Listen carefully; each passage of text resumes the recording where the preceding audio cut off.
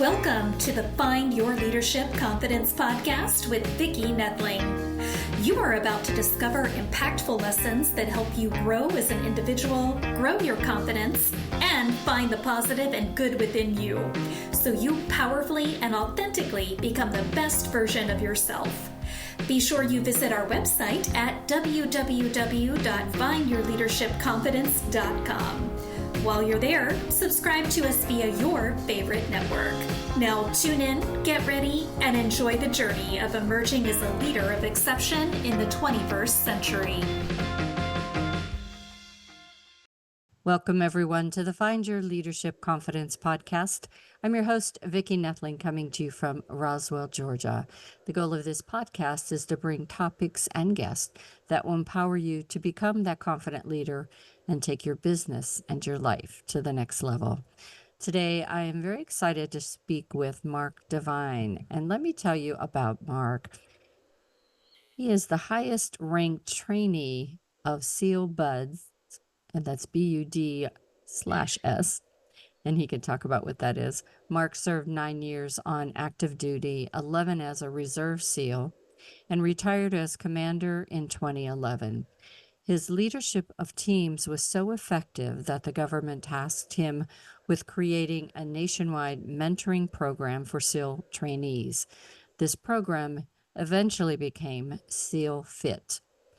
The author of 6 books, Unbeatable Mind, Staring Down the Wolf, The Way of the SEAL, 8 Weeks to SEALFIT, Kokoro Yoga, and his latest, Uncommon. Writing about his experience for others triggered a realization of his full circle journey. Mark's many and varied experiences have shaped his direction, but there's nothing that has had a bigger impact on his life than his time in the military. He has seen veterans give everything they have to protect their country. However, on their return to civilian life, they often deal with physical, mental, and emotional trauma, and it goes untreated. The Courage Foundation was founded to holistically help veterans heal themselves and restore a sense of purpose, hope, and connection.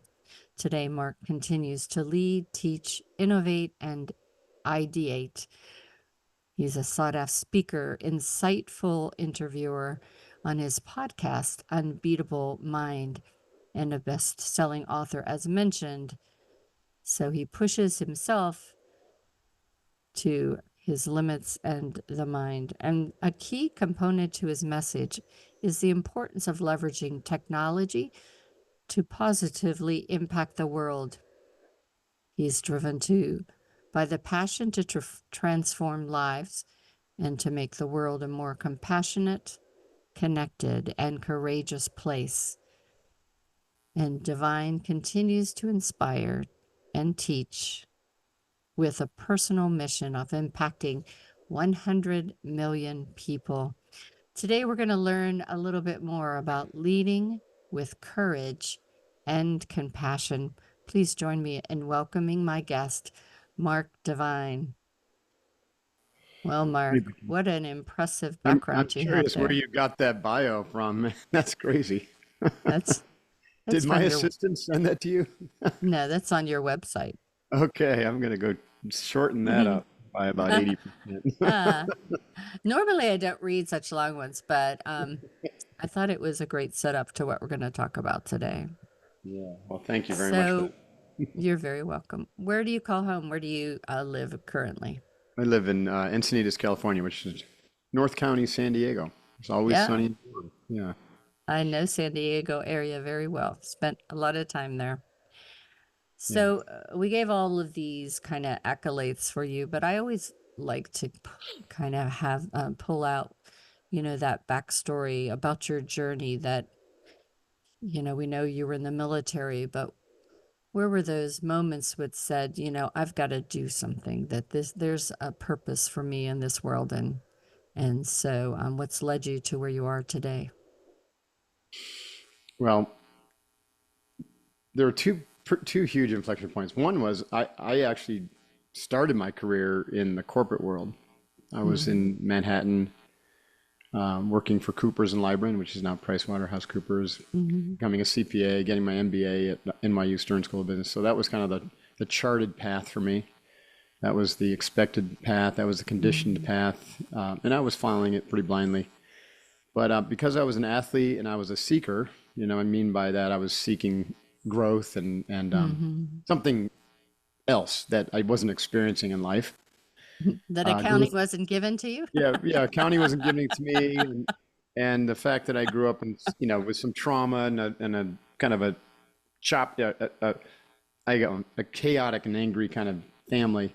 There was always a sense that there was something more out there for me that I had been not, the way I was brought up was limiting in a sense.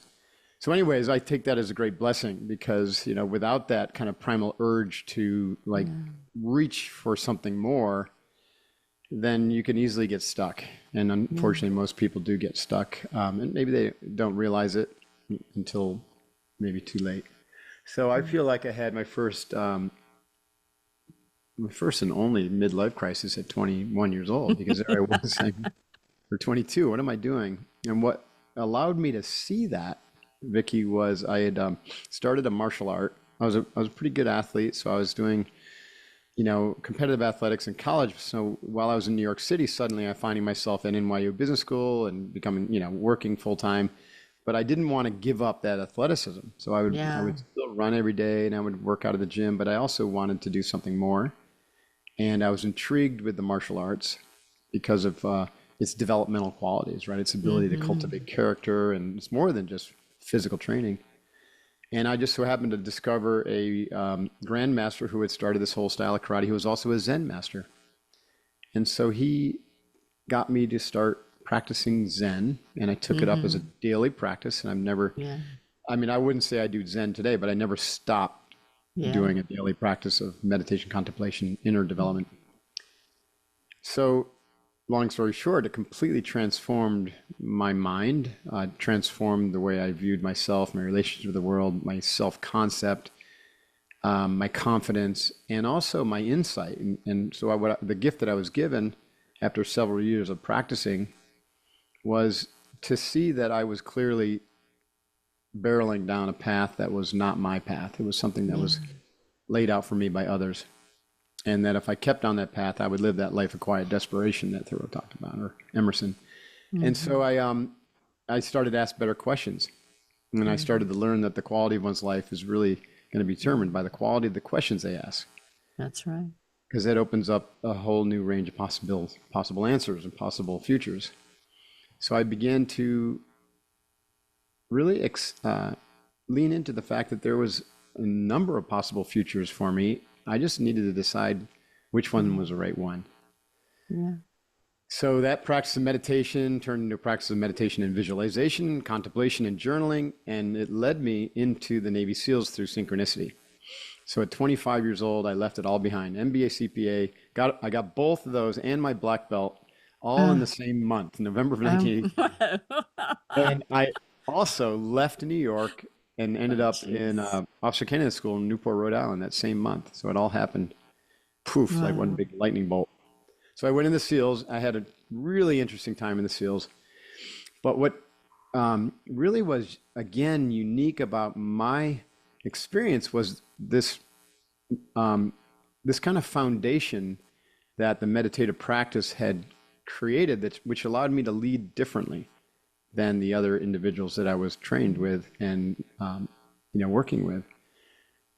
It had led to an ability to remain really calm in the midst of pretty extreme stress, as Navy SEAL training and operations are. And it allowed me to really have much more empathy and compassion for my teammates. In other words, it had kind of broken down kind of the ego structures that made life all about me, and I was able to really lean into and feel into and experience life from the perspective of my teammates. And that led to me being very empathetic and helpful, right? A servant leader, I guess you'd call that. Yeah. And so years later, so after I got off active duty, I really I started, just going back into business. I put my toe in the entrepreneurial waters and started a microbrewery, and that experience was positive, but also kind of painful because I was in a business that I wasn't supposed to be in. Again, it Aligned wasn't in. wasn't my it Mm-hmm. wasn't aligned. It wasn't my calling, Yeah. and I was with kind of egoic partners again. And so I got out of that after a few years, sold my interest, and I wanted to get back. I wanted to go back and say, okay, so now that I'm out of the active duty SEALs, I'm a warrior, but what's my future now? And so I had to Yeah. like recommit to that practice that transformed me to begin with, and use it again to kind of manifest this kind of future ideation of what's possible. And because I was so impacted by the training that I had done and learned, and also kind of innovated, I said I wanted to teach other special Yeah. operators these skills because they don't teach them in the military back then. Mm-hmm. So I launched a company called SEALFIT, and SEALFIT actually it grew out of the backs of a nationwide mentoring program that you mentioned in Mm-hmm. your bio. The government had hired me to mentor Navy SEAL candidates nationwide to prepare them for SEAL training. The idea was that if we can, better prepare people at the front end, we'd get more SEALs out the back end, and we needed more SEALs after 9/11. I had the government contract for 1 year, and they wouldn't really let me do what I wanted to do, and the contract got stolen from me from a billion-dollar company called Blackwater. And so instead of fighting them, I decided to just go solo and train these individuals one on Yeah. one. So I began to train. This is the second inflection point. I began to train Navy SEALs in these methodologies of concentration, attention control, visualization, mindfulness. All of them like inner mind training, Yeah. emotional awareness, intuition, and it was having a profound effect on them. So 90% of the SEAL trainees that I worked with were getting through SEAL training, which was Mm. in contrast to the average Yeah. 90% failure rate. So that kind of began the journey to where I am today because I had such great feedback and positive experience that it lit up even a greater fire to evolve and to understand Mm. these inner domain, these inner training principles and skills, and to understand to see why they weren't working for most people, and Mm. then to be able to synthesize and simplify and to articulate them in a way that would land for kind of the typical Westerner, not just a Navy SEAL, but Right. anyone. And so that led to a whole nother program called Unbeatable Mind, and teaching executives and entrepreneurs and even organizations these skills that expand your awareness and Yeah. deepen your sense of connection and really elevate your consciousness. I think I don't know if you agree with this, but like with technology, the way it's happening in AI and volatility and confusion and chaos in the world, like it's it's very difficult to sort truth from falsehood and Yeah. understand how to navigate that. And really, the answer lies within all of us. But we're too distracted and we're too full of fear and negativity. And so we have to essentially take control back by slowing down and turning within and cultivating the conditions for a positive and optimistic and abundant mindset, and the conditions for insight and intuition to reveal themselves so that you can have clarity again in the world and you can understand Yeah. what's real and what's not real. Otherwise, Oh. you're kind of at the mercy of propaganda and the negativity, which keeps you trapped. A lot of things to unpack there. First of all, I love the fact that what you talk about, what you discovered is not what you typically think of when you think of military, No, you it's know. true. I agree with that. And yet it's so funny. I mean, we're so aligned in our thoughts because I teach leading with the heart, the Mm-hmm. head, and the hands. And Mm-hmm. and I was my last company that I spent 27 years with, whenever I first started working with him and hiring people, I always tried to hire people with like a military background because it seemed like they were people that had that you do this way and you know and this is your task and no, don't argue with me and get it done kind of thing was worked. But then I just felt like there was something missing always. Mhm. And you know, it was probably that Zen piece. But what I later found as I found my leadership style was that having the courage to buck the system and to lead with compassion, to Mhm. understand the people first, and then be able to share the ideas with them that they would fully then understand because you're speaking their language, you're talking Mhm. the way that they can understand. I think Absolutely. that is fantastic. And uh, the other thing that kind of was crazy for me to hear is, okay, I'm going to stop being a CPA and I'm going to go be a SEAL. It's like, no, you know, let's not, Makes why don't we perfect just, sense. let's, I'm just going to go to the moon. For me, that's what it would be like, good going to the moon.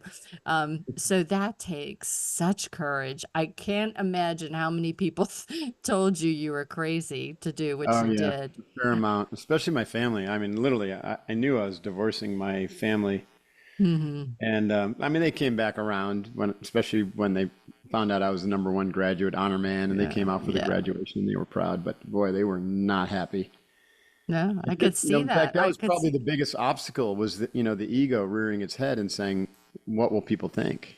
And Yeah, I had to yeah. like stare that in the face. In fact, that's the title of one of my books. My last book is "Staring Down the Wolf," and what I mean by that Yeah. is, the wolf of fear and the wolf of courage. You talk about courage. Courage is in Mm, your heart. Core yeah. means heart. So you feed courage with compassion Hmm. and with loving kindness Yeah. and with respect, those types of things. You feed that, and then you end up getting more of that. You are more of that. The more of that you give, the more Yeah. you get. So And the true. wolf of fear resides in the head. That's the ego. And the wolf of fear thrives on fear. It thrives on judgment. It thrives on negativity and divisiveness and positionality and opinions and whatnot. So if you're a high intellect person and you think that knowledge is power, then essentially you're feeding the fear wolf and Hmm. you're grandizing the status and role of the ego. And what you're doing is basically cementing in perfectionism, righteousness, and judgmentalism. And you may think it's awesome and perfect because it's working for you for a little while, but ultimately Hmm. it traps you because Yeah. you're putting out negative energy and you're going to get that back.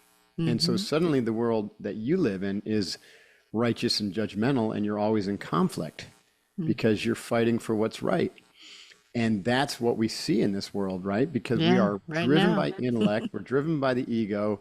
Everybody is just up to their knees in cemented, opinions and positionalities and Hmm. righteousness, and that always leads to conflict. So that's feeding the fear wolf. So you can't feed the fear wolf. You have to feed courage, and that includes starving fear, which means you just turn away from all that. And the best answer is I don't know. Right? What do you think about this? I don't know. I don't have enough information, right? There's too Yeah. many Yeah. perspectives, right? It just depends upon which way I look at it, right? You Hmm. just don't know. You don't know anything Yeah. ultimately, right? You don't know anything unless you are that thing ultimately. If you Hmm. can't Yeah. experience it directly, you don't know. I'm finishing up my PhD in global leadership and change. And honestly, I feel dumber from a leadership perspective now than I did before I started because it was all just a bunch of opinions and Yeah. positionality. So Um, true. So true. You know, I learned early on that from a marketing perspective, you can make anybody believe anything. Um, and Absolutely. and so many people are afraid to just say, I don't know. You know, that Mhm. it's going to make you look, you want to be the smartest person in the room. And I always tell people, no, you don't, you know. You know what? That's probably a great guide for compassionate leadership is to lead with, I don't know.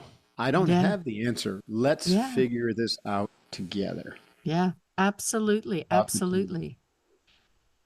So many great approaches to uh, whenever whenever that team, and I worked with a lot of teams, led a lot of teams, and when it was clear that everybody's opinion, everybody's idea was valued, and that together, all of our brains together came up with a far better answer Mm-hmm. than any one person could have.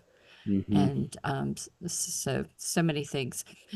You dedicated your life to transforming people through a three-pronged approach. So share with the audience what those three things are. Well, it's interesting you say that because we have my book Uncommon talks about the Plateaus? five plateaus and the five mountains. Oh, yeah. So I'm not sure exactly where the three-pronged approach comes from because it's more of a five-pronged approach. Awesome. This is a discovery for us. All right. So, That's right. so what are the five? Okay. Physical, mental, emotional, intuitional, and spiritual. Ah, yeah. So the reason I have these five, they're really all one, right? Again, back to the idea that humans are not disintegrated beings. We're integrated beings, but we tend to experience life in this fractured, disintegrated state. And we separate ourselves, like we separate our body from our mind. We think they're two separate things, and we separate our spirituality from our body and mind, and that's something different. We even segment these things into different time blocks in terms of when we attend to them, right? We tend to our body at the gym, or worrying about our diet, nutrition, whatever, and we tend to our spirituality, with our church or our religion or our faith. And none of them are really brought back together into one integrated whole. And so that's the kind of the inspiration I bring to people, is that stop looking at yourself as this disintegrated being, separate from others and also separate from yourself, with these different aspects of yourself that you have to have different kind of goals for. You got Right. your goals for your health and your nutrition, your goals for your weight, your goals for your finances, your goals for your relationships. And it's impossible to manage and prop up all of that. So bring it all back together and start to look at yourself as an integrated whole. The yogi tradition has a great kind of corollary to this, and they're called the koshas, right? That you have these different sheaths or aspects, right? The outermost kind of physical, like embody slash, they would use the term gross, not as gross and disgusting, but as more firm, is the physical body, right? Physical body that is built off of, the consumption of food. It's matter. But then you have the intellectual body and the emotional body, right? And the energetic body, and then the causal body, which is the spirit. And they're all part and parcel of the same, but they're subtler and subtler and subtler forms, right? That are all one, but you can actually experience them and even measure them and talk about them as separate. So the five domains, five mountains are similar to that. Now, here's another important reason why they have to be developed together, and this is a great example of emotional or spiritual bypassing. If you go to work on your emotional self, let's say through therapy or through some sort of process work, or even spiritual development, and you have spiritual experiences that are quite profound, if you leave your body out of that, then you can literally have a disembodied experience, and they call that a bypass, right? You can essentially do emotional bypassing or spiritual bypassing, where you have an experience and it's in your head, but you don't experience it in your body, because your body is either unhealthy, it's uncomfortable, it's not functioning at a level where you can experience that embodied state, or where you can experience even the sensations or the totality of the mind as embodied, as opposed to just stuck up here in the head. Yeah, right. And so we always start when we train, say, okay, one of the most important things for you for foundational developmental work, right? If you want to evolve yourself and develop mentally, emotionally, intuitionally, and spiritually, is a healthy body, right? Because a healthy body means a healthy brain, a healthy heart, a healthy biome, right? The biome, the heart, and the brain are the three centers of awareness, I mean, your entire body is, but those are the three most profound, right? And you have Mm-hmm. neurological processing and neurons and neuropeptides and everything in the biome, in Mm-hmm. the heart, and in the head brain. Mm-hmm. And so we have to get those healthy in order for your whole body mind system to be functioning really well. And with that foundation, then we can really start to see success with some of the tools that begin, begin the practice or the process of developing the mind, the emotions, the intuition, and integrating the spirit into our lives. So we want to basically train all these together, but we want to get the body, kind of overemphasize the body, double click on that quite a bit in the beginning, because that's the major obstacle for most people, right? It's Yeah. hard for them to sit and meditate because their mind is so agitated. Why? Because their brain is agitated. Why? Because their body is full of anxiety and Yeah. hyperarousal, right? And their Right. biome is not healthy and sending all these signals of dissatisfaction and unease and distraction. Yeah. So those are the 5 domains. If you train them every day in an integrated fashion, and we use rituals, morning ritual, evening ritual, and then we use things called spot drills. Like during the day, you can do little moments where you can just pause, go outside and breathe, reset, do some Yeah. squats, do something physical, do something mental, do something emotional, like go express some gratitude. And so what you're doing is throughout each day is you're generating momentum in reintegration, bringing it all back together into the experience of wholeness. Mm. And as we begin to experience more wholeness, then our perspective expands, our heart opens, our mind opens. We get to tap into the capacities for insight and direct perception. Our biome gets really healthy, and so we have that very fine-tuned instinctual intuition, right? And these become just natural skills of ours. Yeah. And these are, back to my earlier say, these are extraordinarily important and valuable for leaders today because of the cacophony of information and speed of change and AI coming. And, the most important thing for leaders to do today is to slow down, Down. stop doing so much, and to be able to Mm-hmm. spend that time in silence and in, these healthy activities that are going to develop the whole person again, so that you can tap into that limitless potential that lies on the inside or in the nonlinear domain from which Right. everything emerges. So how does that relate then to those 5 plateaus? The 5 plateaus are levels or stages of development from our language that loosely map to other theorists from developmental psychology and vertical development and adult development.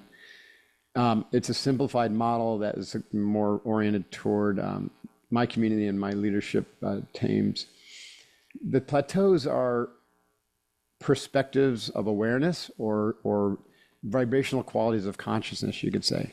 So Mm-hmm. if you are like born in a really troubled situation and you really are your perception is that you don't have opportunity and that you're Right. always fighting for to survive, then you're in the first plateau, which is called survivor, right?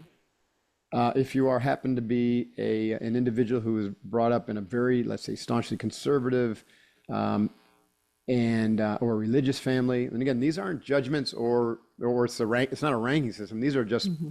Different positionalities ones. and Right. Right. energies that can get you trapped. Like I said, I was Mm-hmm. trapped in an energy field that my family and my culture of origin that led me to be a CPA. We call that the achiever. That's the third plateau. Mm-hmm. It was limiting. It wasn't wrong. It was just limiting for me. Correct. Right. So I had to ascend beyond that.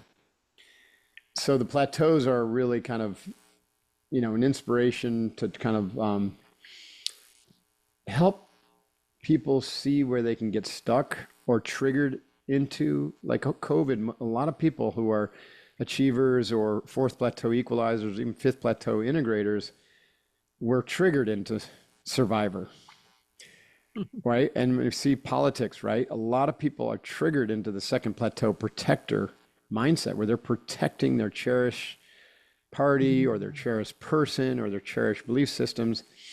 And it's all very limited. It's all based upon, incomplete perspectives. Mm-hmm. So we have survivor, protector, achiever, equalizer. The equalizer, fourth plateau, is like the justice warrior, green, the green meme people. It's a higher and more expansive perspective, more inclusive, but it's got a really wicked shadow side to it where, my way or the highway, Yeah. and demonizing, anyone who doesn't get on the boat with your means of, being a Yeah. justice warrior. So that's got potential shadow.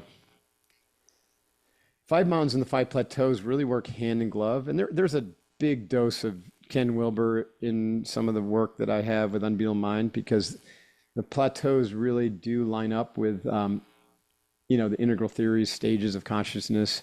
Yeah. And the five mountains, you could say, line up somewhat with the notion of multiple intelligences, multiple kind of aspects of the human that can be developed and integrated. And then we even have an operating model that displays how these show up and are developed in the four quadrants of I, we, it, and its.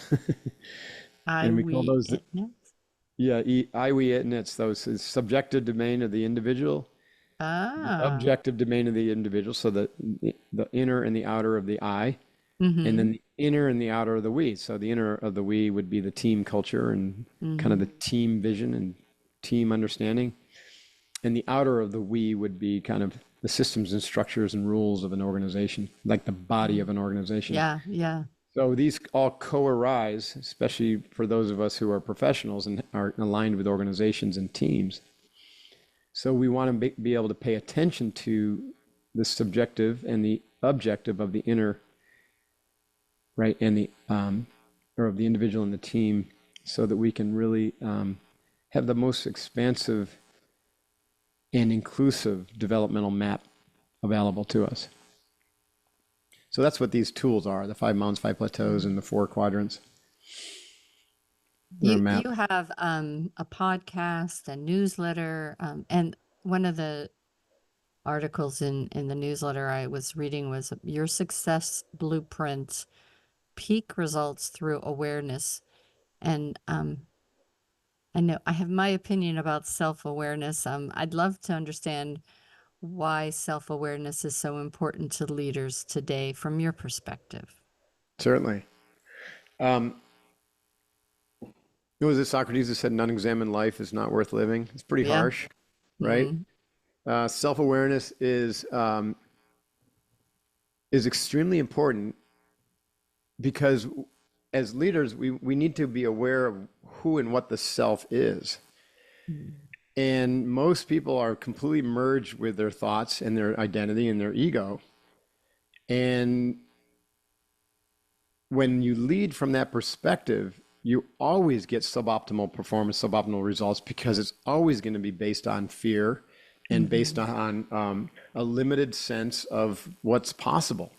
Because the ego will not allow you to expand beyond its limited range, and its design, or its very function, is one of survival, and to essentially to keep you safe. Yeah. So self-awareness leads you to the understanding that you are not your thoughts, that you are much greater. There's something much greater. And so then you get curious about that.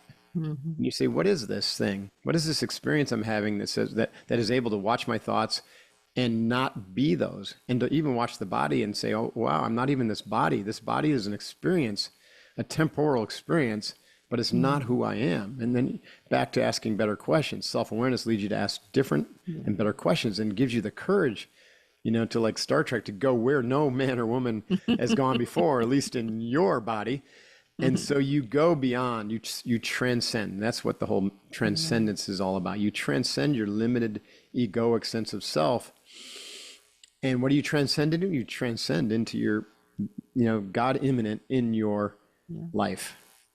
And that language, I wouldn't necessarily use with a leadership group, but it's truth, right? So we are all expressions of the divine, but the ego tricks us and convinces us that we're actually a limited, separate, individual that has to fight for meaning, fight for survival, fight for significance. And without self-awareness, you never can move beyond that, Yeah. and you will live a life of quiet desperation. Hmm. You'll never So find very what you're true. really looking for by just adding more points to the board and more money to the bank and more success, you know, onto your resume. So good. So much. Okay, audience, you have got a master class just for today. And I know you're going to want to connect with Mark. We didn't even get a moment. I think one last question is your newest book, Uncommon. Just give Mhm. us a little brief what its premise is and Sure. who was it written for? It's funny you should ask that. Simple Principles for an Extraordinary Life. This book went through three different iterations, three different writings. I was going to self-publish it, and I started in 2017 for young professionals, young people kind of embarking on life, kind of like that. What like I wish I had this manual when I was Yeah. 21, while I was like fumbling around with my meditation and trying to figure out what's next. Um, I rewrote it during COVID, and I decided to because a lot of people were suffering and confused and changing careers, and I said, well, Yeah. this is actually more. It's valuable for everybody, not just young individuals and young professionals. And then I reorganized it to simplify it and to distinguish it a little bit more from my prior works. So three times I rewrote this darn thing. Um, Simple Principles for an Extraordinary Life. I do go through the five mountains, and I have a section for each. But it's not like the fitness physical mountain session isn't about like an exercise regimen. It's Yeah. really more about why the body needs to be taken care of and giving you the motivation and understanding of what happens when you don't take care of it, Mhm. and how it's a simple principle based methodologies for taking care of that are actually really quite joyful and playful, right? Mhm. So it doesn't have to be hard. People have been trained to think that Yeah. exercising is hard and going on a diet is hard. None of it is hard. It's just, you just have to follow some very simple principles. And then I go into the mental mountain, how to 20 times your mental power through the power of meditation and visualization and concentration. And I offer practices such as my breathing practice of box breathing Yeah. and some visualization practices because the power of visualization is just extraordinary. Yes. Yeah. And so then I go into the emotional mountain and talk about how do we clear up trauma and baggage, shadow from our past using visualization tools and other methodologies, and trying to really understand like the soft, subtle trauma triggered strategies that are driving a lot of subconscious behavior and how important it is to clean those up, especially for leaders. And then we go into intuition and how intuition is like the next frontier Huge. for Huge. for leadership and how to develop intuition and understand it. And then the last is the spiritual mountain. And I really talk about finding your purpose, how important that is, and aligning with that, and then living a life of integrity. So, Oh, definitely have to add that to my list of books to read. I think that those are guiding points for everyone to be aware of. mhm. And I love that you ended with the intuition because to me, as I got in my 50s, I started to lead understanding that my gut brain was much smarter than my head brain. Mhm.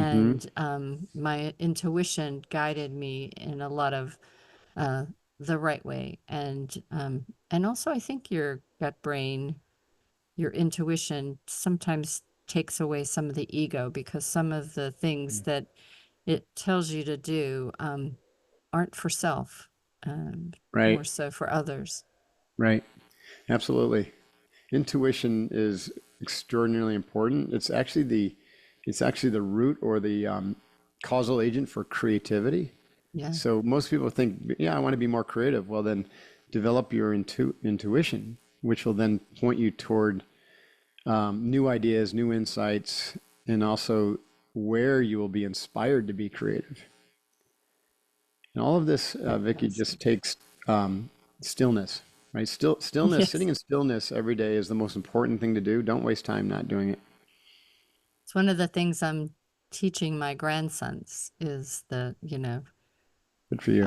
I don't know if you remember when you were young, but for me, when I was young, I was so very blessed to have my mom and dad had 60 acres of Nice. not, they had a little bit of a garden, but not a working farm, but there were woods and things. And I took so much advantage of that, of just like Hmm. walking the woods by myself and understanding just being one with nature Hmm. and laying in the grass and just looking at the clouds and things like that. And kids today are just so tied to electronics or sports things and Yeah, always on the go. And it was like, no, you have to understand that it's okay to have nothing to do. absolutely. I feel the same gratitude for having grown up in upstate New York and, spending all my summers outside, Yeah. Adirondacks, roaming around the woods. And yeah, I agree. If you're a parent, like, get your kids off the devices and get them outside. Yeah. It's really important for a lot of All right. reasons. So I just want to let the audience know that now is the time that I'm going to share my slide that has contact information. If you're just listening, you know that you should have been taking notes. There was so many good nuggets given today. You can get everything in my YouTube channel, so please do subscribe to Vicki Noethling or my findyourleadershipconfidence.com. So for those listening, the website is his name, and you can send him thank you cards for this after because everything's easy for you to remember. So markdevine.com. Facebook is real Mark Devine. Initial cap that. LinkedIn is Mark Devine. Instagram is real Mark Devine, but all small letters. Twitter is Mark Devine, initial caps. And then YouTube, which you do want to check out YouTube, please. And that is at Mark Devine Show. Again, at Mark Devine Show. I'm going to turn it over to Mark to tell you some of the things you might find whenever you go to the markdevine.com website, some resources that he has, some links, how to get some of his books. They're all out there. So, and any social media that he may spend some time in that you can DM and get an instant connection with him. So, Mark, it's all yours. Thank you, Vicki. And thank you so much for your time today. It was really nice to talk to you It's been be great. there for your audience. The Mark Divine website, of course, if you want to reach out to me for any speaking or coaching, there's an opportunity to do that. I do have a newsletter that comes out every Tuesday called Divine Inspiration, and you can subscribe there. And it describes some of the other things I'm up to. It's got my books and some of the businesses that I'm involved in. Social media, we have probably the easiest place to connect with me personally is LinkedIn. But we post a lot of really interesting content on Instagram and Facebook and Twitter as well. And YouTube, the Mark Divine Show, do a show that comes out every Wednesday. And we have a video version of that, or you can find it in Apple or iTunes or Amazon or wherever you listen, Spotify. And Mark Divine Show, I have some fascinating guests. And I also do some teaching episodes where it's just me or having conversation with someone interesting. It's not so much an interview, but more of a conversation. Awesome. If you have an interest in training with me through your company or whatnot, you can always just send me an email at info@markdevine.com and I'll get back to you. Perfect. Well, Mark, thank you so much for being an awesome guest. I truly enjoyed our conversation today. Likewise. Very, very important information you shared. Definitely, everyone be on the lookout for Uncommon, his next book. And as always, I remind everyone that life is a journey, and it's up to you to enjoy the ride. This is Vicki Noethling, signing off. Thank you for tuning into the Find Your Leadership Confidence podcast with Vicki Noethling, where we share impactful lessons that help you grow as an individual, grow your confidence, and find the positive and good within you so you powerfully and authentically become the best version of yourself. Remember to visit our website at www.findyourleadershipconfidence.com and enjoy even more great episodes like this one. Again, while you're here, subscribe to us via your favorite network. We look forward to seeing you next time on the Find Your Leadership Confidence podcast.